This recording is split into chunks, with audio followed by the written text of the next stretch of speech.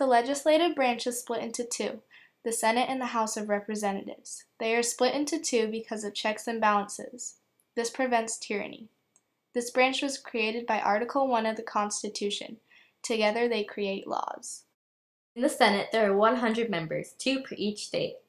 Until the ratification of the 17th Amendment in 1913, senators were chosen by state legislators. They are now chosen by popular vote. Senators have 6-year terms, and every 2 years, 1/3 of the Senate is up for re-election. To be a senator, you have to be 30 years old and up, be a U.S. citizen for 9 years, and also live in the state in which you are representing. The Senate has the power to confirm presidential appointments and ratify treaties. They can also try impeachment cases for federal officials referred to by the House of Representatives.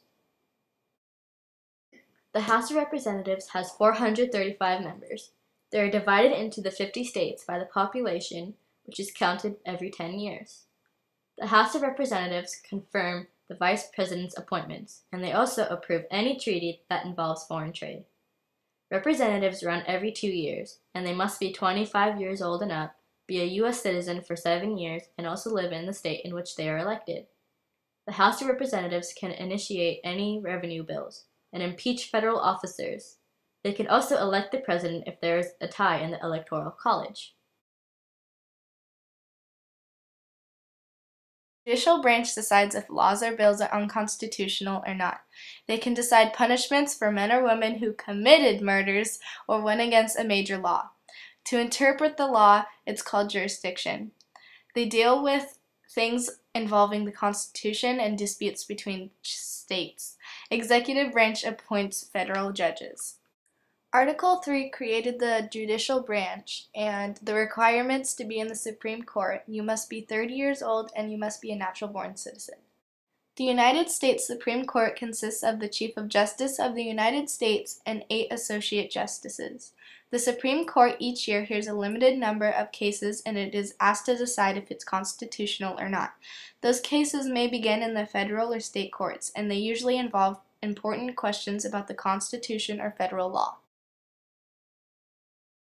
The executive branch was created by Article 2.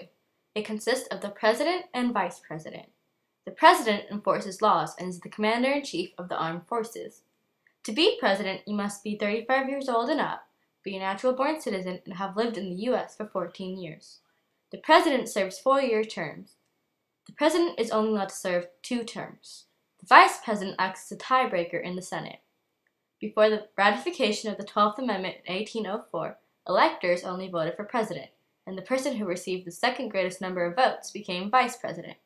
Here's a fun fact. The Vice President uses the same plane as the President, but when he's on board, the plane is called Air Force 2 instead of Air Force 1. All 3 of the branches are on a system called checks and balances. Checks and balances make sure that one branch is not stronger than the other, preventing tyranny. Some examples of the checks and balances is for the legislative. They have the power to override the president vetoes with a 2/3 vote, and they also have the power to remove the president with impeachment. For the executive, they have the veto power and the ability to call special sessions of Congress. For the judicial branch, judges are appointed for life. Also, courts can judge the executive actions to be constitutional or not. Now for how the Constitution affects us. How does the Constitution affect you, Anahita? Well, one way that the Constitution affects me is that I have freedom of religion according to the First Amendment of the Constitution, which basically means that I can partake in any religion that I want to. And for me, I chose freedom of speech because that means for me and the rest of the U.S. that we have the freedom to say what we believe in, and with that comes restrictions that we cannot say certain things in certain places, or like certain things on TV for people to see. And also that we cannot slander anyone's name or business during like elections for presidency. And another amendment of the Constitution that affects us is the 19th Amendment, which is the woman's right to vote. Because for both of us, when we turn 18, we want to be able to choose who we want for president, who we want to make our decisions for our nation, and that's just important to us. And also with that amendment, it gives us the right to go to our school and actually get educated. Yeah. All right. So thank you for listening to our presentation.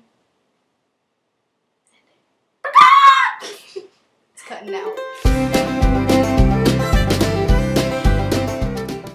The United States Supreme Court consists of the chiefs of cheese.